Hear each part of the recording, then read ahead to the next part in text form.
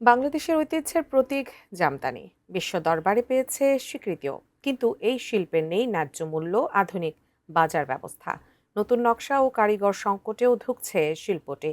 নারায়ণগঞ্জ প্রতিনিধি মোহাম্মদ পারভেজের পাঠানো তথ্যচিত্রে আরও বিস্তারিত জানাচ্ছেন ত্রিবেণী তনু। টাকা অল্প, জিনিসপত্রের দাম সব বাড়তি, চলাটা অনেক কষ্ট। আমার ইচ্ছা নাই যে আমার ছেলে মেয়ের এই কাজ শিখাম। আমরা তো আর ব্যবসা করতে পারি না, আমরা হলাম তাঁতি। যারা ব্যবসা করে হ্যাঁ এটার মজা পায়। ছেড়ে দেওয়া লাগবে যে পরিস্থিতি কাজের। আমরা সুনির্দিষ্ট সাথে কাজ করতেছি। ও না বাচ্চা কাছে ও এই কান ফিটাইতেছি। হাজার বছরের ঐতিহ্যকে বুকে ধারণ করে এখনো সুতোয় সুতোয় ইতিহাস বুনে চলেছেন নারায়ণগঞ্জ জেলার রূপগঞ্জের তাঁতিরা। তাদের নিপুণ হাতে সুতোয় ফুটে উঠছে ফুল, লতাপাতা আর জ্যামিতিক নকশা। একটি জামদানি শাড়ি তৈরিতে সময় লাগে সপ্তাহ থেকে মাস, কোনো কোনো শাড়ি তৈরি হতে লাগে আরও বেশি সময়। অথচ এই সূক্ষ্ম কাজ করা কারিগরদের জীবনেই এখন অনিশ্চয়তা। রূপগঞ্জের তারাবো, রূপসী, নোয়াপাড়া, কাজীপাড়া, মোড়াপাড়া সহ বিভিন্ন এলাকায় এখনো চলছে জামদানি বুননের কাজ। রূপগঞ্জের এই জামদানি এখন দেশ ও বিদেশেও কদর বেড়েছে। আমরা সুনির্দিষ্ট সাথে কাজ করতেছি। ও না বাচ্চা কাছে ও এই কান ফিটাইতেছি, ব্যবসা মানে শিখাইতেছি। কইলে জামদানি কাজ করে ঠিক আছে, করছি কিছু মোটামুটি মোটামুটি কিছু করছি, না তো করি তা না। পোলা পারলে আবার করাইছি, পোলা ব্যবসা লাইন দিয়েছি, ব্যবসা করে তো মানে সেই পোলা মানে ছোটোবেলায় ব্যবসা করতেছে।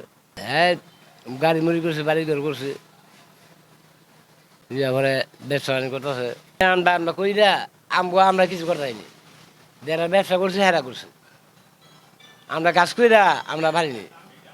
আর যারা ব্যবসা করে জামদানি হেরা করছে সব কিছু, আমরা কিছু না। আমরা খালি হুক্কা, বুঝে নেই, আমরা খালি জান পুঞ্জি আমগো, আমরা কিছু করতে নেই। এই জামদানি কাজ করে যারা ব্যবসা করে হেরা করছে, দেখা যাচ্ছে আমরা এই সরকার আবার আমরা কিছু পাইতেছি না, আমরা কোনো মূল্যই পাইতেছি না।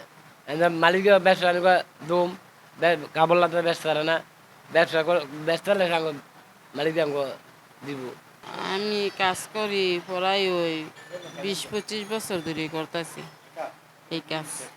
আমার তো টাকা অল্প, জিনিসপত্রের দাম সব বাড়তি, চলাটা অনেক কষ্ট। নোভা এলইডি টিভি, ঝকঝকে ছবি, নিখুঁত শব্দ, 5 বছরের ওয়ারেন্টি। নোভা মানে সঠিক মান, নিশ্চিত সেবা। আমাদের এখান থেকে ভাই সরকারের প্রতি আমরা দাবি জানাইলো, আমরা ওইভাবে সরকার থেকে সহযোগিতা এখনো পর্যন্ত পাই নাই। কারণ আমাদের এখানে তাঁতির সংকট, বিভিন্ন ডিজাইনের ক্যাটালগ প্রয়োজন ছিল। আমরা যে ডিজাইনগুলো তৈরি করি, আমরা তো মূর্খ মানুষ, সম্পূর্ণ আমাদের মেধা এই ডিজাইনগুলো। যদি এই ডিজাইনের ব্যাপারে ক্যাটালগের সহযোগিতা সরকার করতো, বা আমাদের তাঁতিদের সর্বমূল্যে একটা লোনের ব্যবস্থা করে দিত, তো আমাদের অনেকটাই সুযোগ সুবিধা হইতো। বিশেষ করে ডিজাইন আর ক্যাটালগটা যদি সরকার একটু বাইরে বা কোনোভাবে ক্যাটালগ তৈরি করে দিতে পারতো, ওই দিকটা আমরা বেশি লাভবান ছিলাম। তো আগের মতো যেমন মান নাই আর কি, এটার নাই, এটা ছেড়ে দেওয়া লাগবে যে পরিস্থিতি কাজের। হ্যাঁ, যে মানে এখন তো আমাদের আগের মতো আমরা যে দাম পাইতাম, যেই পাইতাম স্যালারি, ওই তেমন পাই না। আগের চেয়ে অনেক অংশে কমে আছে, বিক্রি কমছে। তারপরে গিয়ে আপনার ওই যে ডিজাইন ক্যাটালগ এগুলো আমরা পাইতেছি না। আর এগুলা একজন থেকে আরেকজনের কাছে গেলে ওইটার রেটটা কমে জায়গা, দামটা কমে জায়গা, মানটা কমে জায়গা, সব কিছুতে সমস্যা। 2013 সালে জামদানি বয়ন শিল্পকে মানবতার অমূর্ত সাংস্কৃতিক ঐতিহ্য হিসেবে স্বীকৃতি দেয় ইউনেস্কো। বিশ্ব স্বীকৃতি পাওয়া এই শিল্পকে ঘিরে রূপগঞ্জে রয়েছে বিশাল কর্মযজ্ঞ। শুধু কাজের সংকট নয়, সময়ের সঙ্গে ক্রেতাদের রুচি বদলালেও নতুন নকশা তৈরিতে পর্যাপ্ত সহায়তা মিলছে না। অন্যদিকে ন্যায্য মূল্য না পাওয়ায় এই পেশার প্রতি আগ্রহ হারাচ্ছেন নতুন প্রজন্মের কারিগররা। ফলে ধীরে ধীরে তৈরি হচ্ছে দক্ষ কারিগরের সংকট।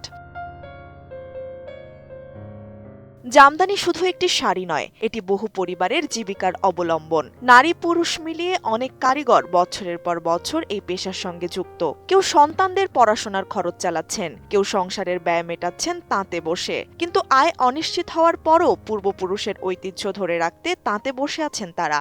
ন্যায্য মূল্যটা যারা দেখা গেছে, আমরা তো আর ব্যবসা করতে পারি না, আমরা হলাম তাঁতি।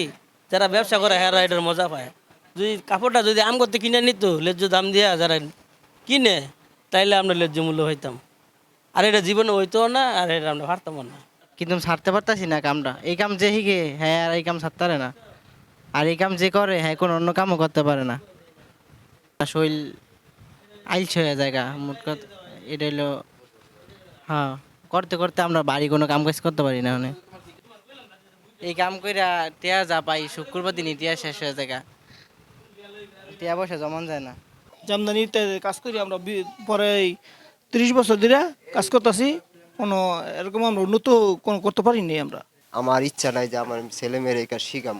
হয়তো সবার সন্তানের জন্য চায় যে একটু শিক্ষা দীক্ষা কইরা একটু ভালো মানুষ করতে চায়, কারণ এটার মধ্যে তো ছোটবেলায় হ্যার মতন বাচ্চা যদি কাজ আয় হ্যার তো আর কোনো শিক্ষা দীক্ষা হইব না, হ্যার একটাই শিক্ষা হইব, এই কর্মটাই শিখতে পারবো, এই আর কিছু না। একটা তাঁতির প্রয়োজন হলো সপ্তাহে 10,000 টাকা, অনেক যদি জামদানি তাই 5,000 টাকা 4,000 টাকা, ওই মূল্যটা সঠিক মূল্যটা তারা পায় না। রূপগঞ্জ জেলার নির্বাহী কর্মকর্তা মোহাম্মদ সাইফুল বলেন, জামদানি শিল্প শুধু শাড়ির মধ্যেই সীমাবদ্ধ থাকবে না, ছেলে মেয়েদের উভয় ব্যবহারের উপযোগী করে দেশের বাহিরে রপ্তানি করার উদ্যোগ নিয়েছে বর্তমান সরকার।